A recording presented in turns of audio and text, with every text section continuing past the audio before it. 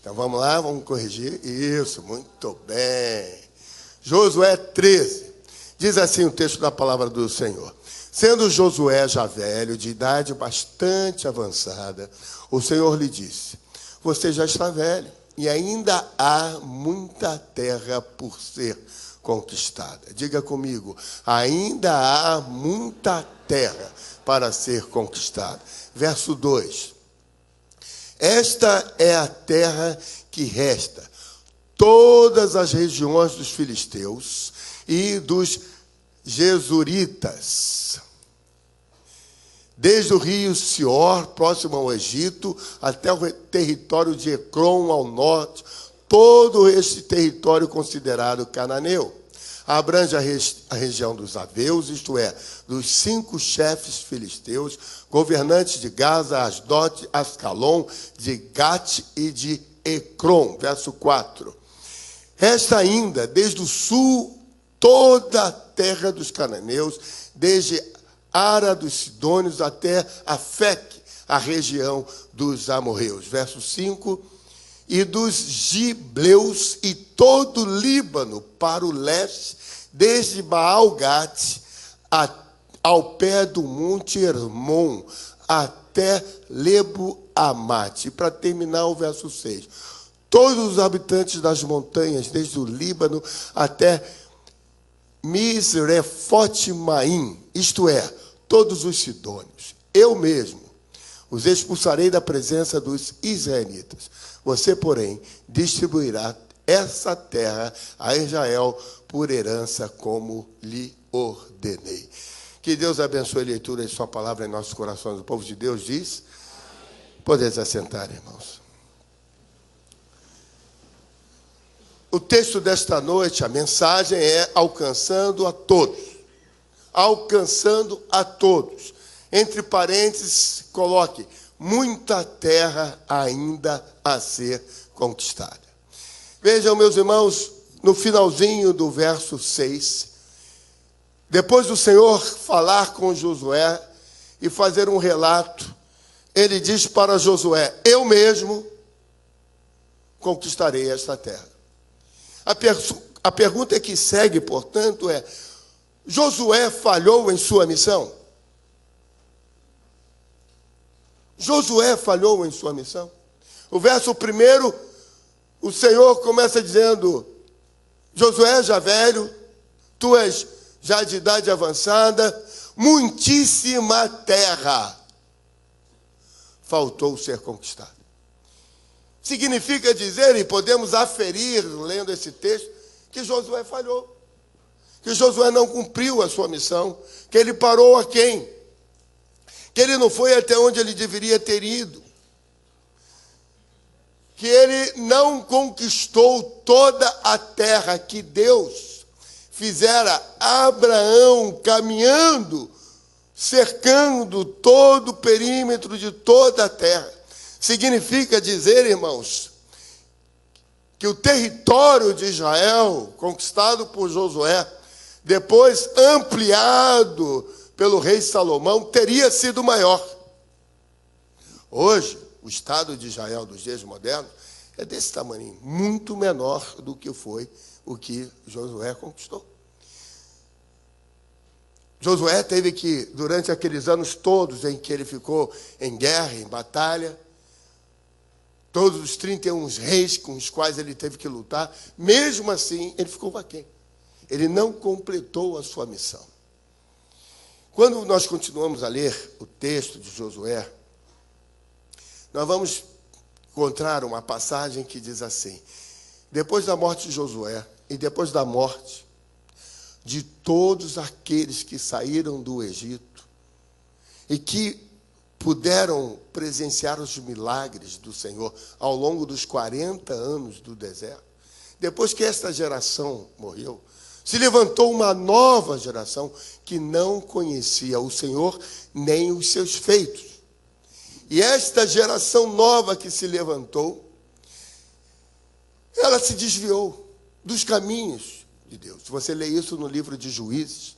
E no livro de Juízes vai cunhar a expressão dizendo: se tornaram idólatras, seguidores de Baal. Irmãos, nós ficamos perplexos com isso. Porque depois de Deus ter tirado com mão forte, por meio de Moisés e Arão, o povo do Egito, durante 40 anos, Deus sustentou aquele povo no deserto. Depois que Moisés morre, Josué assume, e durante mais muitos anos, Josué e aquele povo vencem esses reis que já mencionei o número. Esse povo se perde. E o Senhor diz, muita terra ainda ficou. Eu fico a pensar, meus irmãos, quando falo que Josué possivelmente falhou em sua missão. Eu penso, por quê ele falhou em sua missão? Evidentemente que a mensagem hoje não vai ser especificamente sobre isso, mas vai ser sobre a terra que falta ser conquistada, sobre o que precisamos fazer para cumprir aquilo que Deus determina. Mas Josué falhou, penso eu, por razões muito objetivas. Vejam comigo, pensem comigo. Há muita coisa a ser feita e Josué não seguiu um princípio, que era o princípio de deixar um sucessor.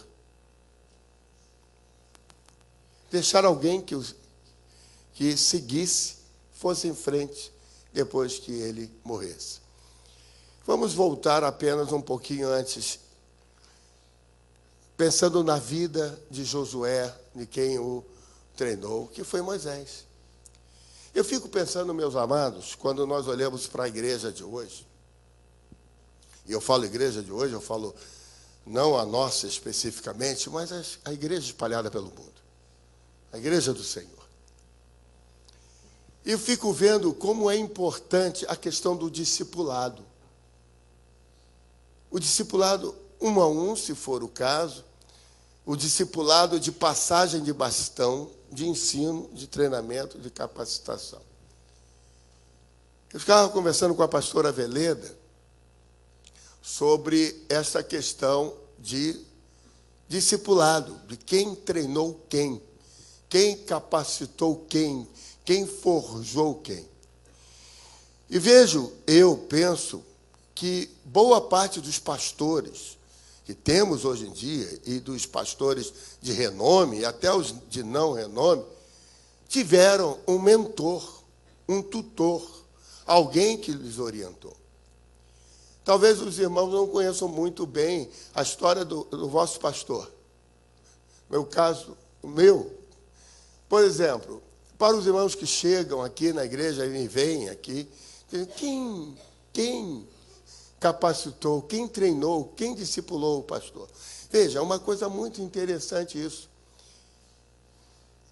Eu sou filho do pastor emérito desta igreja, o pastor que fundou esta igreja. O meu pai era filho de um pregador. O seu pai, o meu avô, era um pregador. E meu pai, pequenininho, andava no colo do meu avô, a cavalo, pelas plagas de Muqui, pelas terras do Muqui, indo de congregação em congregação, o meu avô pregando e o meu pai recitando poesias.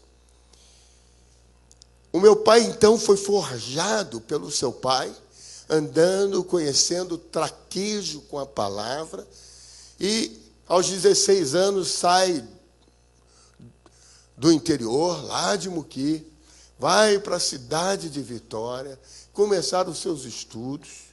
Aos 20 anos ele começa a admissão, naquela época, ao ginásio, que é o ensino fundamental nos dias de hoje. Estudou, se formou, depois veio para o Rio de Janeiro fazer o seminário, e assim por diante.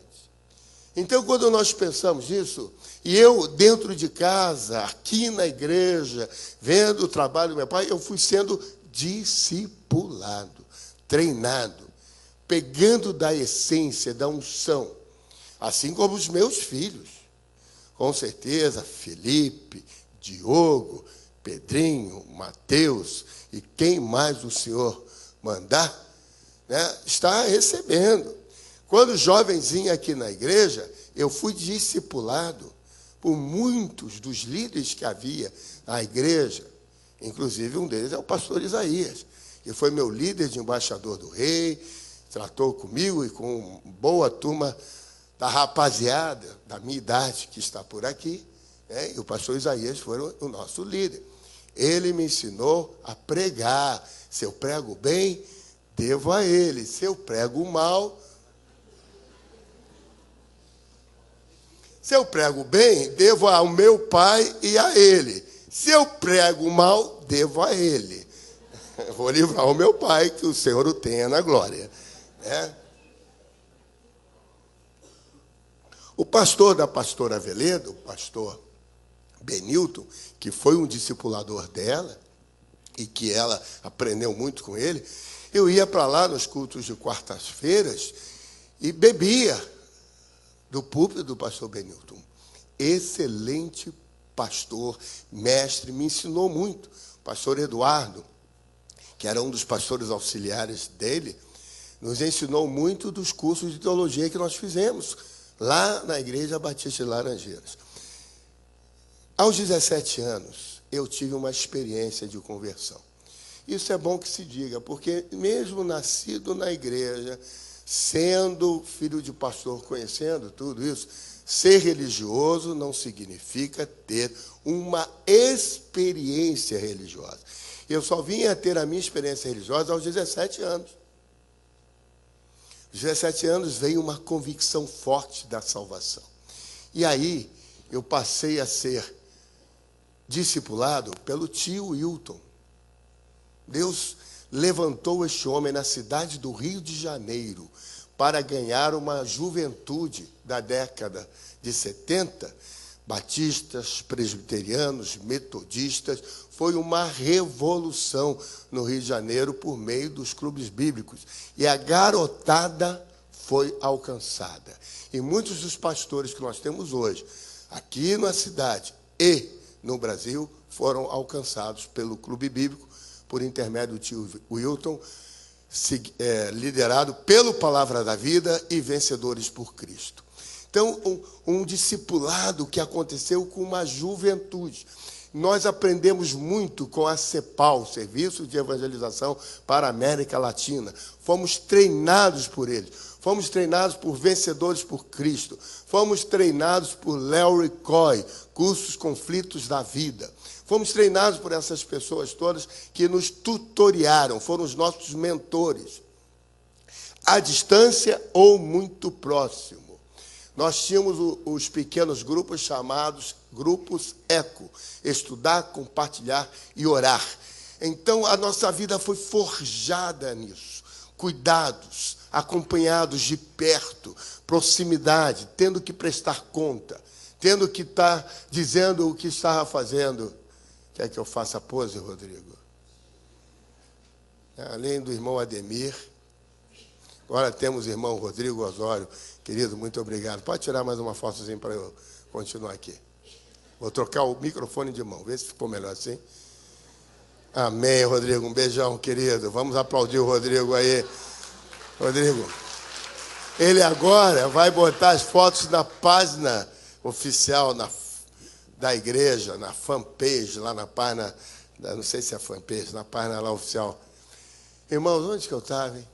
Antes do Rodrigo aqui.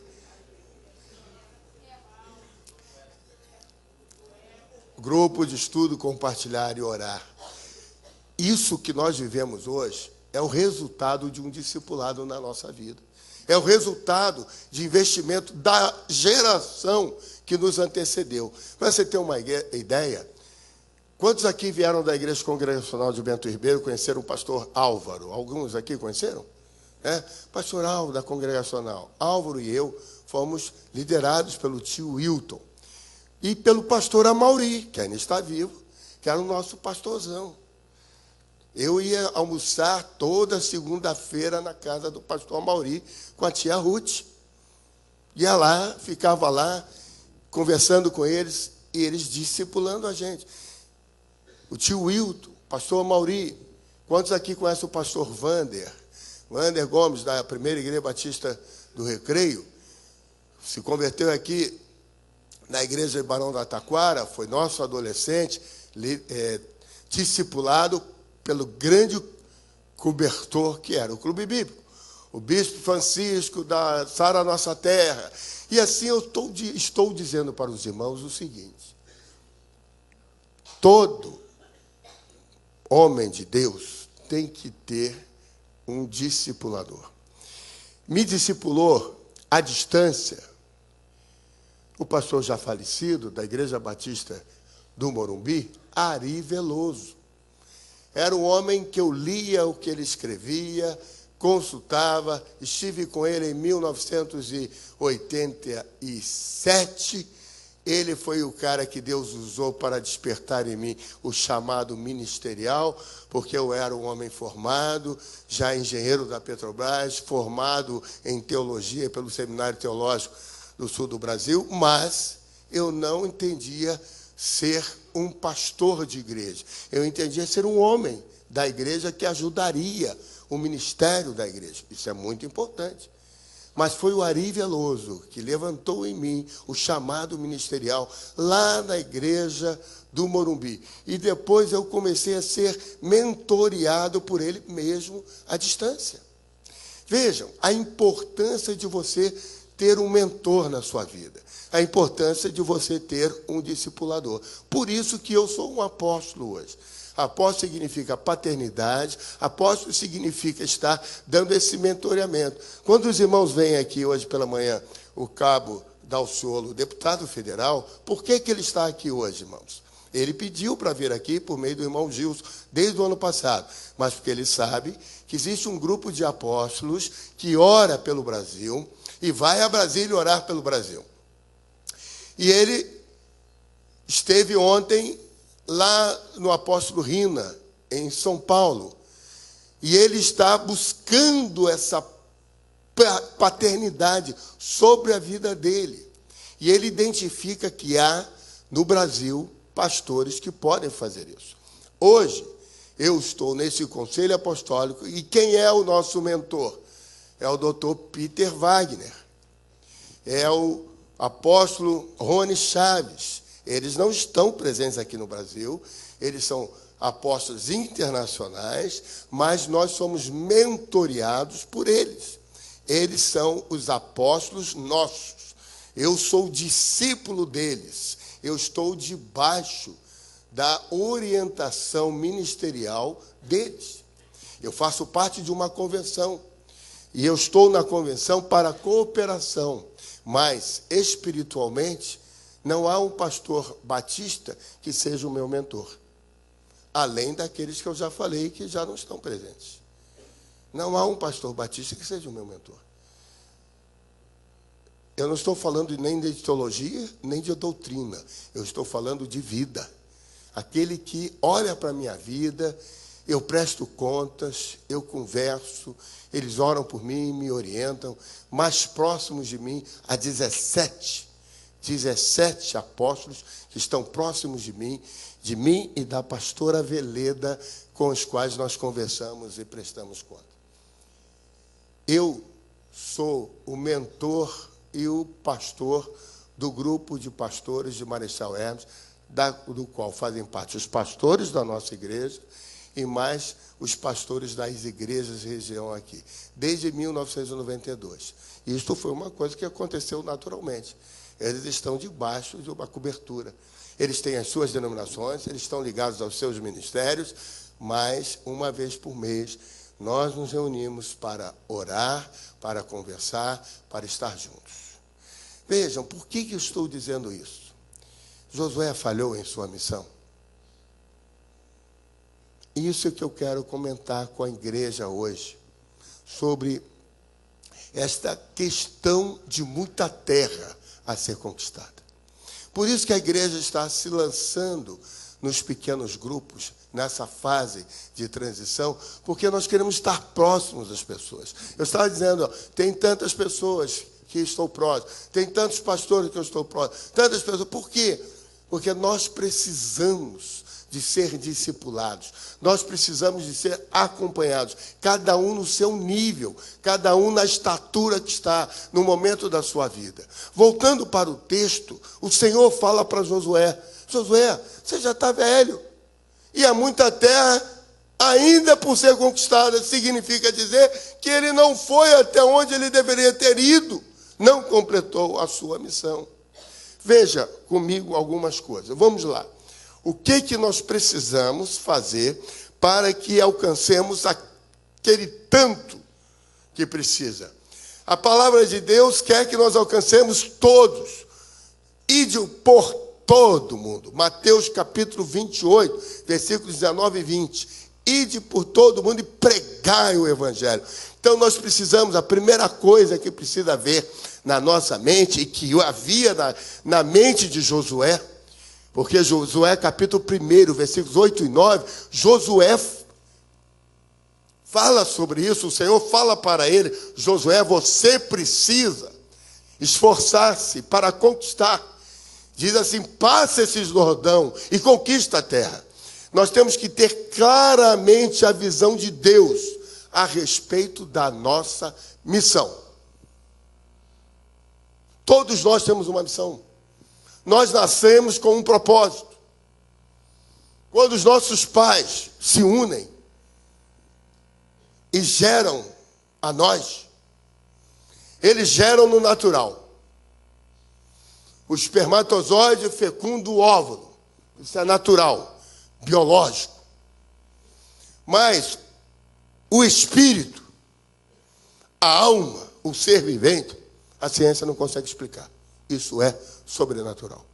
Há dias atrás, eu ouvi a notícia de que laboratórios já estão buscando sintetizar o DNA.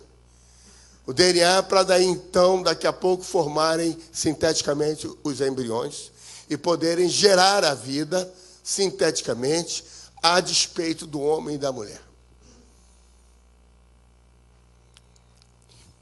Ciência.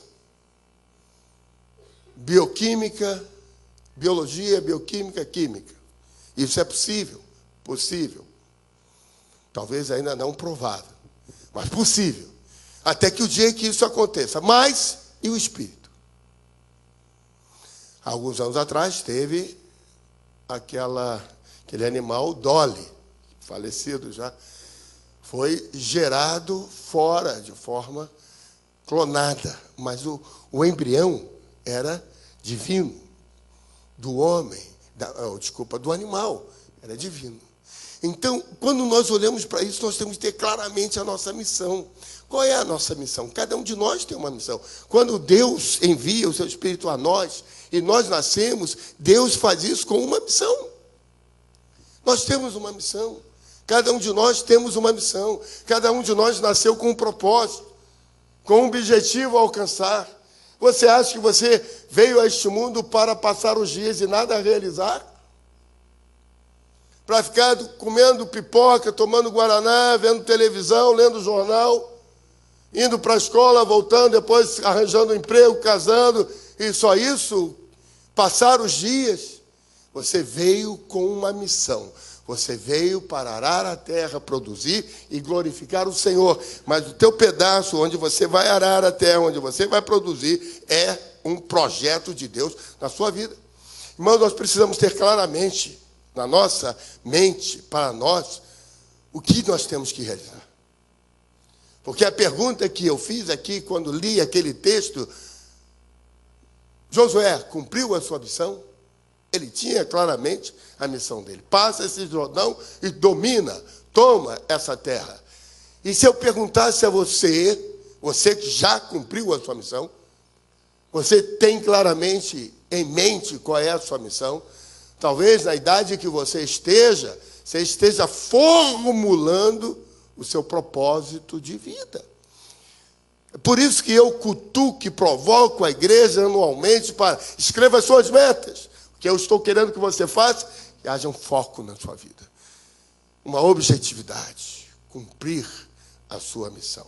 Veja, ter claramente a visão. Quando eu saio desse geral e entro no particular da nossa vida como igreja do Senhor, qual é a missão da igreja?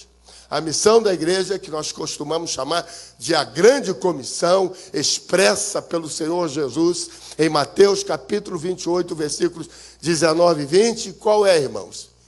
Ide, pregai a toda criatura. Esta é a nossa missão. Como igreja, pregar o evangelho a toda criatura. Temos que ter claro isso. Ir, pregar, batizar, ensinar. É o que nós chamamos na escala de sucesso. Ganhar, consolidar, capacitar e enviar. É o que nós temos que fazer. Esta é a nossa missão. Isso é um discipulado. Isso é um treinamento. Por isso que eu gastei tempo com os irmãos na introdução para dizer o que aconteceu comigo. Isso é o que tem que acontecer com você, com cada um de nós. Nós temos que praticar isso. Ganhar, consolidar, capacitar e enviar. Esta é a missão que o crente tem nesta terra. Ide por todo mundo, pregai. Evangelizar, capacitar, consolidar e enviar. Essa é a nossa missão. Nós temos que ter claramente este moto condutor na nossa vida. Por isso que Josué talvez não tenha conseguido fazer. Segundo aspecto que eu vejo nesse texto que lemos, nós temos que caminhar até cumprir o projeto. Nós não podemos parar antes, nós temos que caminhar até cumprir o projeto. Irmãos, uma das coisas que mais me chamava a atenção é de pessoas, ou chama a atenção, é quando pessoas começam a trabalhar já pensando na aposentadoria. Eu falei, gente, e o que acontece no meio? Os 30, 35 anos, o que faz? Ele arrasta o pé? Ó vida, ó dia, ó. Levanta pela manhã e diz, hoje eu tenho que ir trabalhar. Ou a criança, hoje eu tenho que ir estudar. Gente, isso é terrível. Isso é terrível. Projeta a tua vida. Daqui a 30 anos, meu Deus, 30 anos, vou ficar acorrentado nesse lugar, batendo cartão.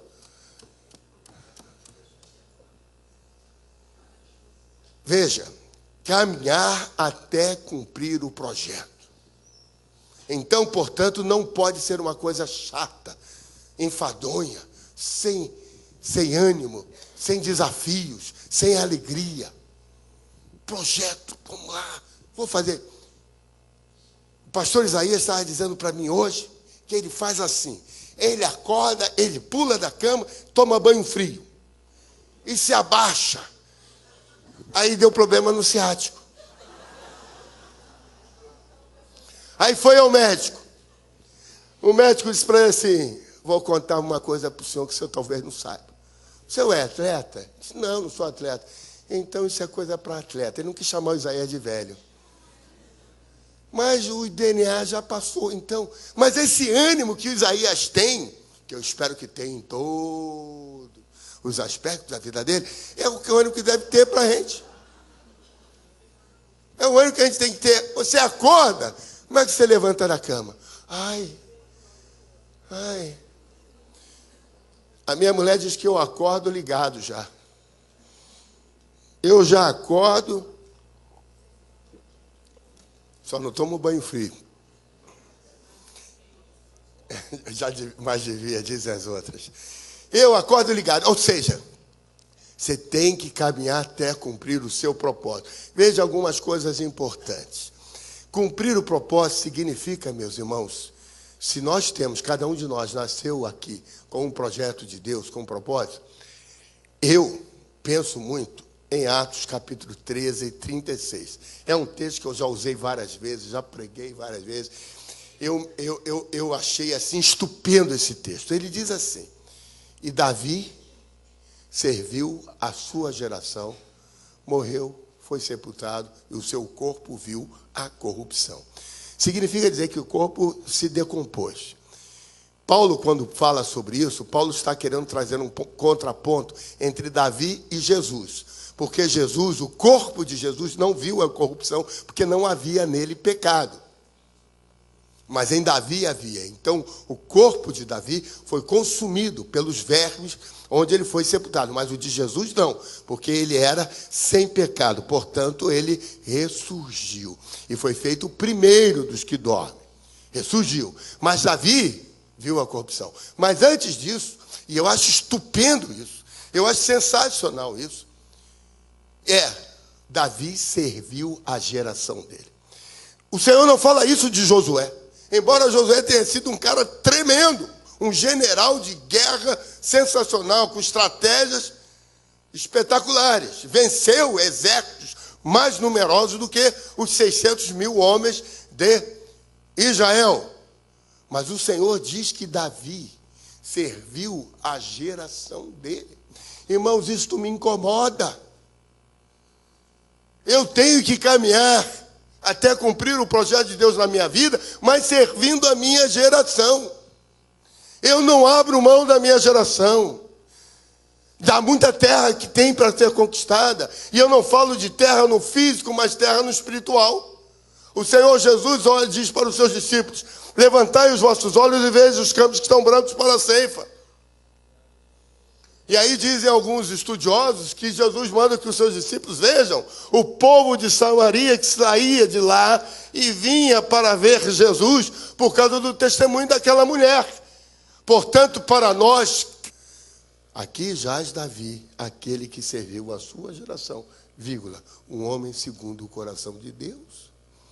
Irmãos, nós precisamos ter claramente a nossa visão e caminhar até cumprir o projeto de Deus na nossa vida. Não desanime, não pare antes.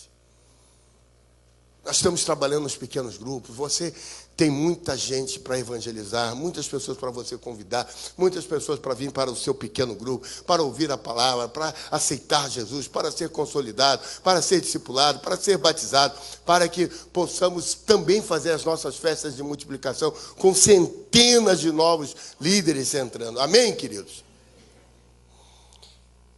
Quando eu leio esse texto, eu vejo a terceira coisa, que é reproduzir em outros o que recebemos. Diga comigo: reproduzir em outros o que recebemos.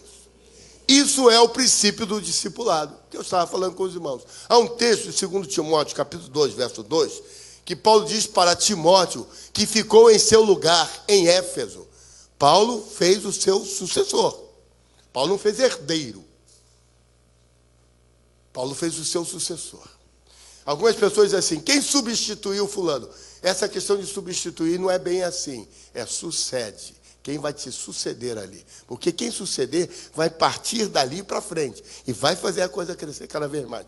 Timóteo 2:2, segunda carta, diz assim: e o que de minha parte ouviste, Paulo falando para ele, através de muitas testemunhas, isso mesmo transmite a homens fiéis e também idôneos para instruir a outros. Há uma corrente de comando, há uma cadeia. Paulo está dizendo para Timóteo: aquilo que de mim você recebeu, você escolhe pessoas fiéis, leais, idôneas, transmite a eles também, para que eles também escolham pessoas fiéis, idôneas, para transmitir também. Isso é o princípio do discipulado. Isso é o princípio da continuidade, da visão, da missão, do que temos que fazer. Para que quando o Senhor olhar para nós, não diga: há muitas pessoas ainda a serem conquistadas. Israel tinha um terreno imenso, não conquistou. O Senhor teve que dizer para Josué: eu mesmo terei que fazer isso. Será que ele vai ter que dizer para nós isso? De jeito algum. Nós somos treinadores de pessoas. Nós somos capacitadores de pessoas. Nós somos aqueles que transmitimos aquilo que recebemos da nossa cobertura. Vejam que coisa interessante.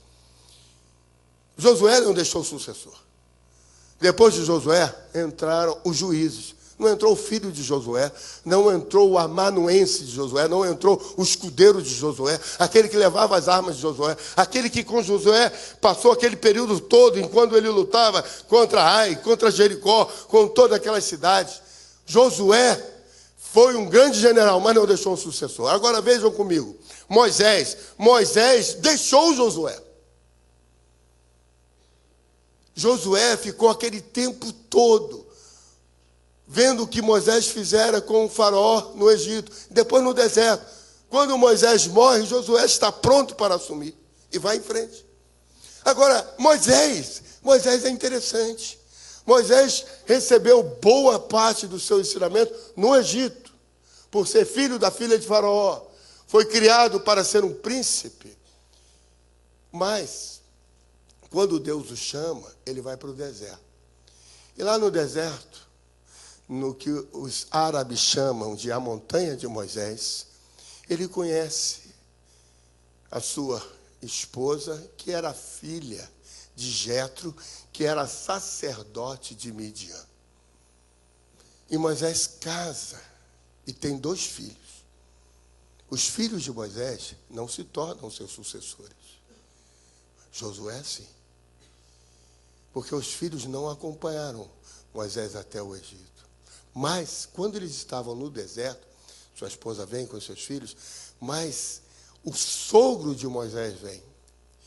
E o mentor e o tutor de Moisés foi o seu sogro Jetro, que durante boa parte da peregrinação esteve ali com Moisés, orientando. Moisés, faz o seguinte, chama homens, separa, bota líderes de 1000, líderes de 100, líderes de 50, líderes de 10. Você fica com as causas principais, mas distribui. Ele estruturou Moisés. Ele ficava dizendo, Moisés, isso que você faz não é bom. Veja, ele não era o tutor espiritual. O tutor espiritual, Moisés, entrava na tenda da revelação e Deus se revelava a Moisés.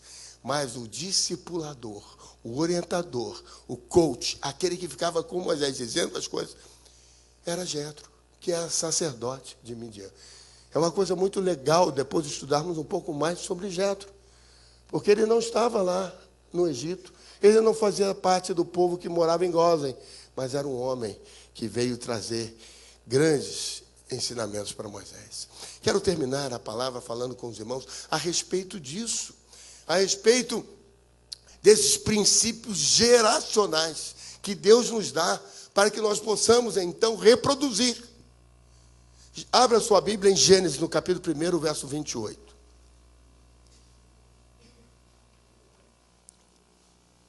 Gênesis, capítulo 1, verso 28. Diz assim, depois que Deus cria o homem e a mulher.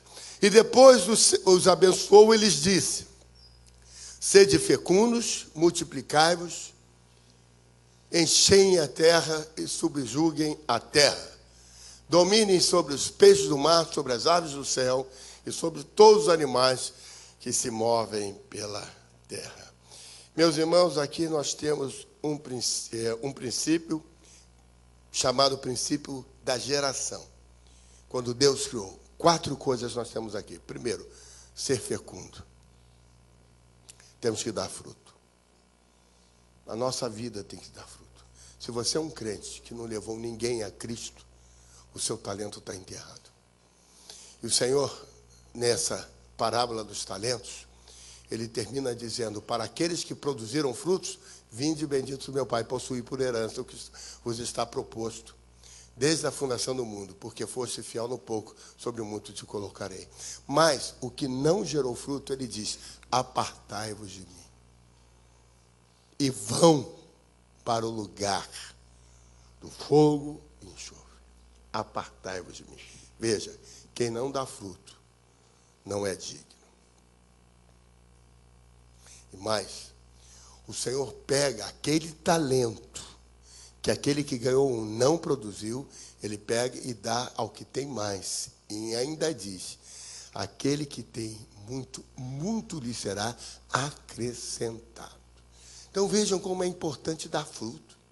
E aqui o fruto não é o que você angaria no mundo.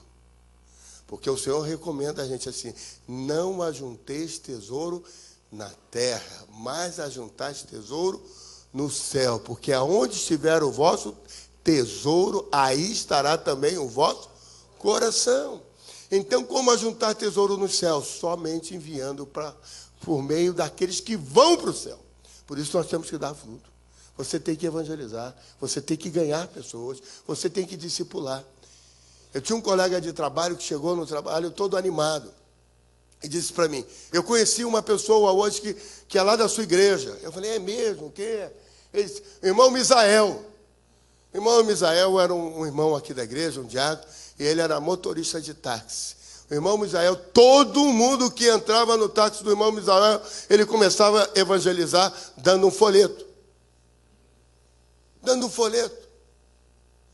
E aí começava a conversar para evangelizar a pessoa. Irmãos, nós temos que dar frutos. A estratégia Deus nos dará, mas nós temos que dar frutos.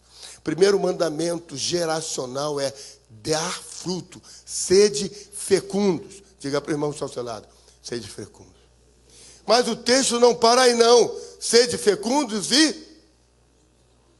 que diz o texto? É só um versículo. Que diz aí o texto? Multiplicar. Nós temos que multiplicar. Não é dar um fruto, é multiplicar. 1 vezes 1 dá quanto, irmãos? Eu estou falando de multiplicação, viu, irmão? Não de adição. Fugiu da escola, volta para lá, até tempo. 1 vezes 1 dá quanto? Vai cair na prova. 1. Então, se você gerou um fruto, você não multiplicou. Para multiplicar tem que ser mais que 1, tá bom, irmão? Tá? Então, 1 vezes 1, 1. 1 vezes 2, 2 vezes 2, 4 vezes 4.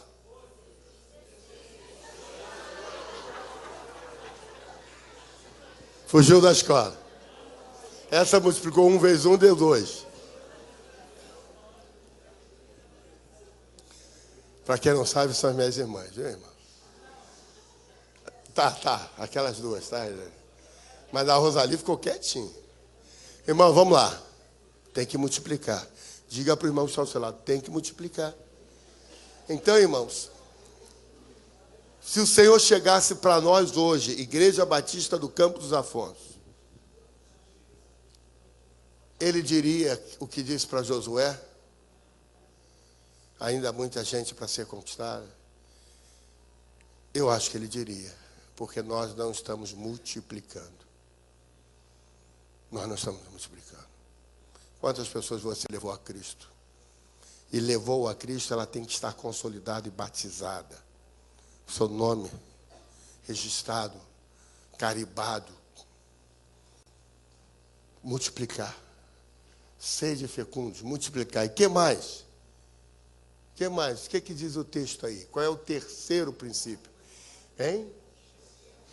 Encher a terra. Encher a terra. Irmãos, eu ouvi o pastor Paulo Mazzoni falando, eu achei muito interessante a forma que ele falou. Ele não estava usando esse texto, não, mas o que ele falou eu vou pegar emprestado e dizer. Ele disse assim: irmãos, nós vamos ser tantos que nós vamos dizer assim: quantos vocês são? Não sabemos. Nós somos muitos. Porque quando você é muito, você já nem conta mais. Quantas estrelas há aí no céu? Os cientistas dizem tantos bilhões, mas é probabilidade. É possível. É uma probabilidade. Quanto de areia existe na praia? Não se conta. Não se conta, é muito. Então, quando ele diz encher a terra, é para encher. Você quer ter muito filho? Encher a terra. O Zé Walter não responde, não. Você quer ter muito filho? Tem que encher. Então, veja, olha que coisa linda. Primeiro. Qual é o primeiro? Qual é o primeiro? Fecundo. Ser fecundo, frutificar. Segundo? Terceiro? Encher. Irmãos, não dá para encher antes de ter o primeiro fruto. Não dá para encher antes de multiplicar. Então temos que fazer isso. Lá no seu pequeno grupo, aqui na igreja. Irmãos, eu fico envergonhado. Eu até falo para os meninos, olha, da multimídia, não mostra a congregação na hora que eu falar para levantar os visitantes, não. Porque quem está dirigindo o culto fica assim. Vamos agora os visitantes. Tem um irmão ali, tem um outro aqui. Lá na galeria não tem ninguém. Eu fico envergonhado. Esse programa é ao vivo, irmãos. Eu pentei o cabelo, escovo os dentes, eu vim para botar na televisão. Agora imagina só, passando em rede nacional, os visitantes. O que aconteceu, irmão? De quem é a responsabilidade de trazer visitantes? Diga para mim. Se disser assim, é do pastor, eu vou pegar você lá fora. Não é minha, só minha. É para nós multiplicarmos, precisa ver isso. E a quarto princípio, que aí qual é, irmão? Vê se você descobre. Qual é o quarto princípio? Em sujeitar, traduz isso. Dominar, mas há uma palavra mais elegante. Governar. Governar. Governar. Então, Deus disse para o homem, governe. Governe. Governe. Por isso que um dos princípios permanentes de oração, motivos permanentes de oração, é orar pela liderança. Liderança política, orar pelos políticos, orar para que Deus coloque homens iguais a este que esteve aqui de manhã, com coragem. Governar. Mas há uma sequência. Para encher a terra e haver governo, isso tem que partir de nós, das nossas entranhas. Por isso que Josué não conseguiu. Josué parou ali porque ele não formou o seu sucessor, porque ele não se preocupou com isso, porque ele não multiplicou, ele não frutificou, ele cumpriu parte da missão. Foi um homem sensacional, o seu livro está aqui. Quantas vezes nós estudamos o livro de Josué? Todos nós sabemos, esforça-te, tem bom ânimo, o Senhor é contigo, não se aparte do livro desta lei. Tudo isso Josué fez.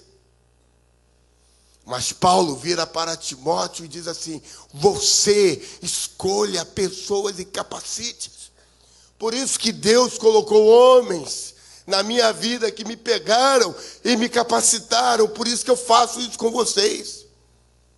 Eu estava sentado ali e vendo a pastora dirigir. Domingo passado foi a pastora Ivete, no outro foi o pastor Isaías, no outro foi o pastor Marcelo. Quarta-feira passada quem pregou foi o Hugo, quarta-feira que vem quem vai pregar é o Rômulo.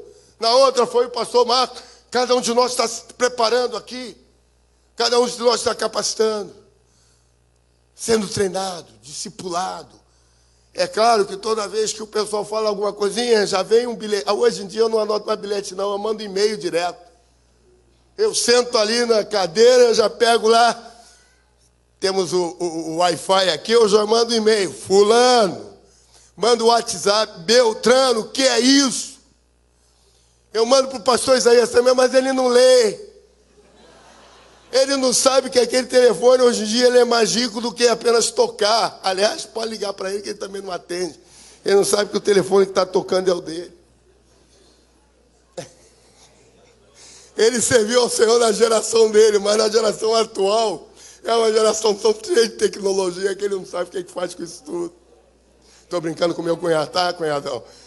É cunhado. Faz 49 anos, quanto é? 48. Tem que brincar, porque é o máximo que ele consegue.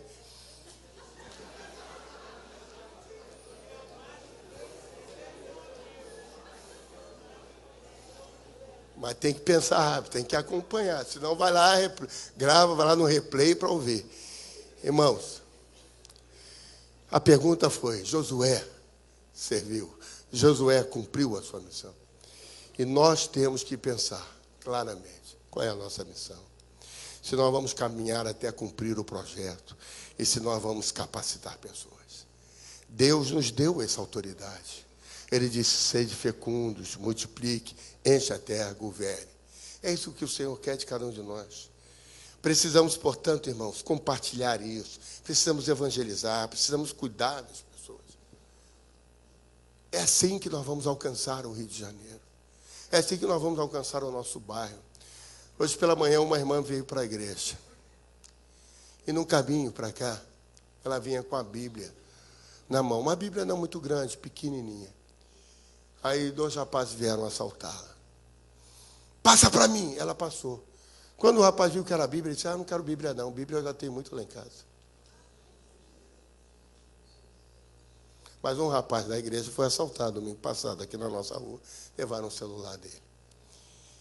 Irmãos, as pessoas têm Bíblia dentro de casa. Bíblia aberta no Salmo 91 não faz efeito nenhum. Tem que ter alguém que fale. Tem que ter alguém que pregue. Tem que ter alguém que ensine. Tem que ter alguém que discipule. Tem alguém que ore. Tem que ter alguém que diga, isso não é certo. Não é por aí o caminho. Se queremos o Rio de Janeiro, o Senhor Jesus Cristo, nós temos que caminhar. Temos que fazer isso. A irmã Teresa, a missionária Teresa, está lá no Senegal com a missionária Herenita. Estão lá.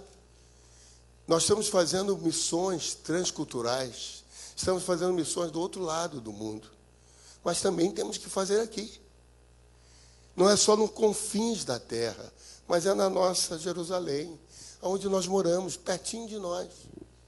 É no nosso vizinho, é na nossa casa, é na nossa escola. Mas fazer com isso, até que a pessoa esteja discipulada, para ser enviada e alcançar outros. Você não pode ficar fora disso. Vamos orar. Feche os seus olhos. Pense um pouquinho nisso. Se o Senhor estivesse falando com você, como falou com Josué, talvez você não tenha a idade que Josué teve, ele morreu com 110 anos. Talvez você não tenha nem a metade da idade de Josué. Mas fica valendo. Porque há muita coisa ainda pode ser feita. Há muita terra a ser conquistada. Há muitas pessoas que precisam ser conquistadas. Talvez dentro da sua casa, em primeiro plano. Dos seus parentes, dos seus amigos, dos seus vizinhos. Quanto espaço vazio precisa ser preenchido. Eu queria levar você agora a fazer 3 coisas. A primeira delas é falar com Deus. Pai, me mostra aqueles que eu preciso falar, para que eu tenha coragem de falar. Fala isso com Deus. Me mostre, Senhor. Segunda coisa, fale com Deus. Me dá coragem, Senhor. Dá coragem. Dá coragem, Pai. A não ficar no desejo, mas ter ação. A terceira coisa.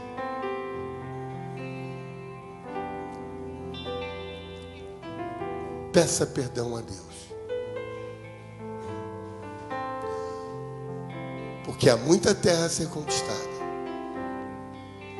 E você parou antes na sua missão. E eu quero orar com você. Fique de pé. Não vou convidar ninguém à frente, não. Fique de pé no seu lugar. Coloque a mão no seu coração.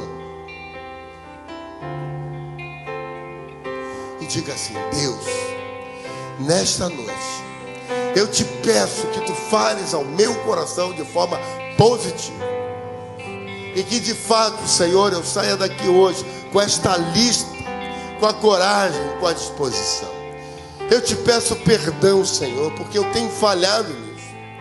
Mas agora, ao ouvir a história de Josué, ao ouvir essa mensagem, eu identifiquei, Senhor, que se a pergunta fosse feita para mim, eu teria falhado. Mas, Senhor, glória a Deus, porque ainda há chance, ainda há oportunidade. Sim, Senhor, eu te peço agora que tu olhes para o coração desses irmãos que estão de pé diante de ti, colocando as suas vidas, declarando que precisam de ti, que sem ti nada conseguem, mas então, Senhor, capacita-os, que eles se lembrem de que o Senhor nos fez para sermos fecundos, sermos, Senhor, multiplicadores, enchermos a terra e governar por meio do governo do justo, daquele homem e mulher temente a ti. Fala assim com os jovens, com os adolescentes, com as crianças, com os homens, com as mulheres que aqui estão. E nós te daremos toda a honra, toda a glória, todo o louvor e toda a adoração. Nós oramos pelos pedidos de oração que estão naquela salva de oração. E dizemos, Senhor, tu és bom, tu és bendito. E cada um dos pedidos que ali estão, que a pastora Veleda declinou no início desse culto, Senhor, com certeza tu has de responder e atender positivamente, porque tu és bom. Nós lembramos da irmã Renata, que pede oração pela sua vida, que o Senhor possa abençoá-la com um nenenzinho novo, que ela possa se alegrar em ver que tu ouves as nossas orações e responde à nossa petição. Nós te daremos toda a honra e toda a glória, porque só tu és digno, só tu és merecedor. Amém e amém. Amém, irmãos. Antes de cantarmos esse cântico, eu quero dar uma palavrinha que eu deveria ter dado no início do culto e esqueci, que é o seguinte. Pode ficar de pé que eu vou ser rápido e vou embora despedir a congregação lá à porta. Irmãos, essa cesta que aqui está,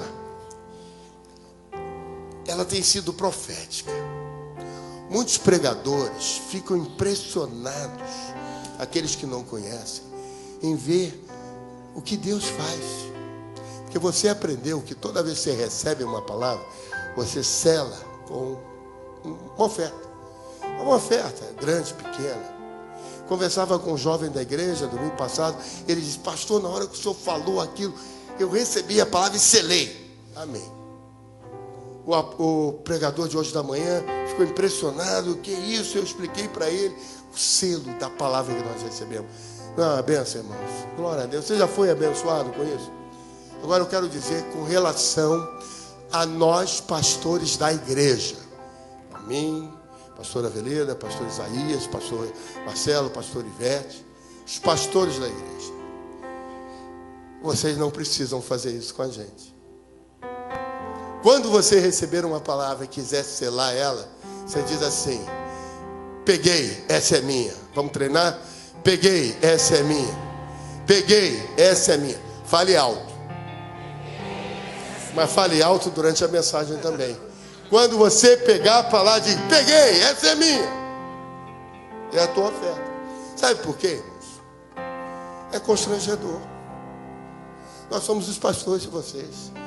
Nós queremos que toda palavra que nós preguemos aqui, vocês estejam selando aí. Senão ela é vazia. Se você vem para cá e não recebe a palavra, para o pregador de fora, é um testemunho para ele também. E você está selando. Mas nós já recebemos da igreja o nosso sustento, a bênção. Então, eu não combinei ainda com o pastor Ivete, nem pastor Marcelo, nem pastor Ivete, nem pastor Isaías. Vocês não vão receber mais essa oferta. O selo agora vai ser espiritual. Eu recebo, peguei. Como é que é, irmãos? Amém? Vocês concordam com isso? A paz no coração de vocês, para que haja paz no nosso coração também. Amém? Então glorifica o Senhor aplaudindo o Senhor.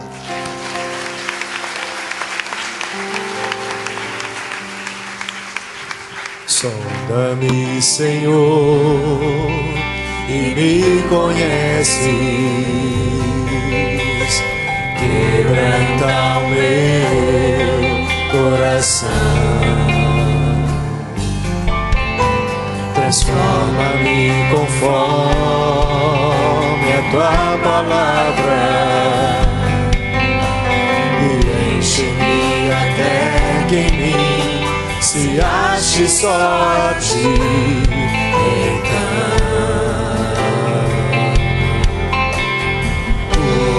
Usa-me, Senhor.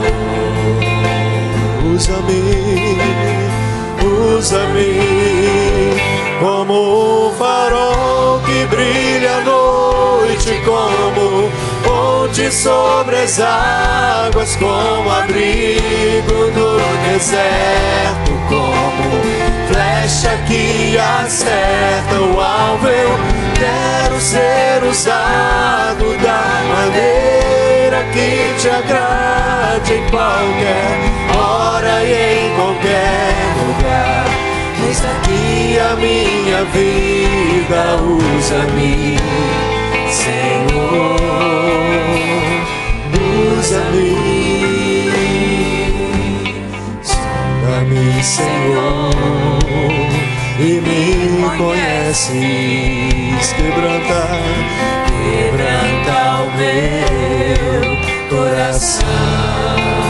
Transforma-me conforme a tua palavra. Enche-me até que em mim se ache só a ti. Então, usa-nos, Senhor. Usa-me como um farol que brilha à noite, como ponte sobre as águas, como abrigo no deserto, como flecha que